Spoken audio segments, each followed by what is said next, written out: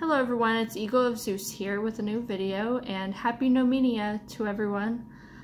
So in this video I'm going to be talking about the difference between Ouranic deities and Chthonic deities, and I will also talk about liminal deities, which are both Ouranic and Chthonic depending on different things, epithets, seasons, but I'll get into that in a minute. So traditionally there are different ways that Ouranic deities were worshipped versus Chthonic deities. So let's start with the Ouranic deities. So Ouranic means heavenly, and gods such as the Dodecatheon are Ouranic deities. There are a couple of the Dodecatheon that are actually liminal, or sometimes they can be worshipped as a Chthonic deity, but the majority of the Dodecatheon are Ouranic deities. So most of the Ouranic deities are the deities that live above the ground, like mainly in the sky and the heavens are the Ouranic deities. And the way that they were worshipped was they were worshipped, well, the way that you pray to them is you stand up and you lift your arms in the air and you put back your head like this, and you can close your eyes, or I mean you don't have to, but you can, most people do. And they were worshipped that way. That's how the ancient people prayed, by standing with their arms raised and their heads back towards the sky.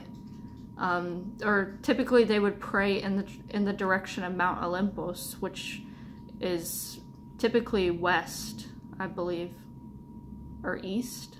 I forgot. Well, I think it depends on where you live, but I think for me it's east or west. But you don't have to. I mean, you know, it's not a requirement. But that's traditionally. They would pray in the direction of Mount Olympus. And the types of offerings that are common to the Ouranic deities are things like incense, or, you know, smoke that goes into the air. A lot of offerings to the Ouranic gods were burned, such as like food offerings were burned because the smoke raises into the air and goes to the Ouranic gods. But sometimes the offerings to the Ouranic gods were also sometimes buried as well, but typically they were burned, so the smoke would go and rise to the Ouranic gods. So that's how the Ouranic gods were worshipped.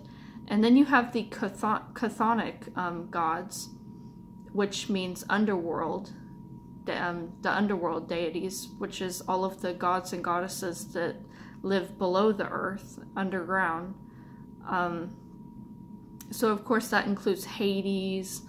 Nyx is a Chthonic goddess, but she's also a primordial goddess, which I'll talk about what primordial means in another video. But yeah, any gods that dwell in the underworld are Chthonic gods. And they were worshipped a bit differently.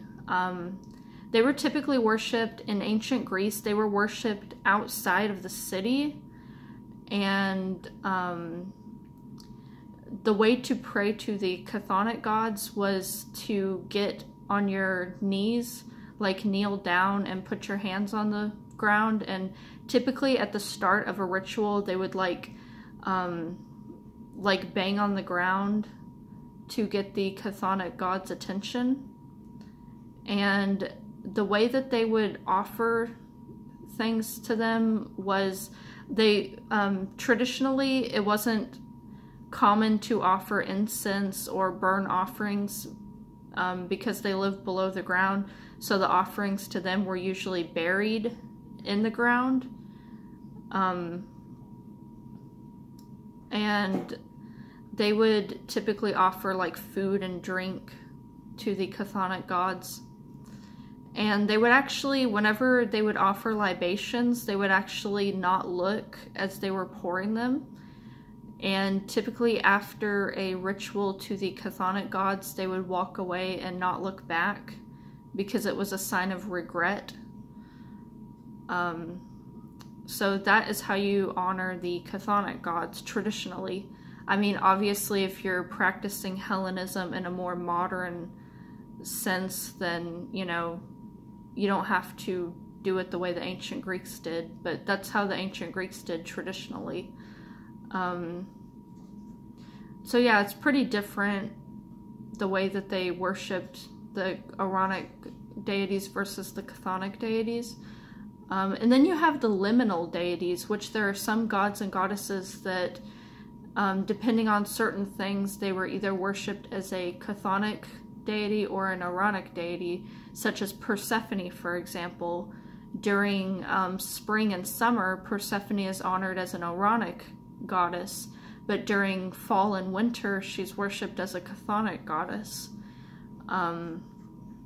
Hermes also has a Chthonic aspect. He's primarily Ouranic, but he also has a Chthonic aspect because he leads the souls to the underworld. After somebody dies, he leads their soul to the underworld. So he has a Chthonic aspect from that.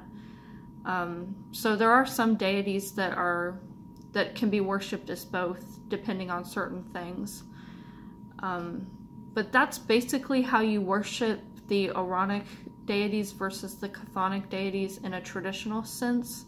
Once again, if you're practicing a more New Age or revivalist path, you know, you can adapt it to your own practice, like a more modern practice, but that's how they were worshipped traditionally. So that's about it for this video, and I hope it was helpful, and may the gods bless you, and I will see you later. Bye.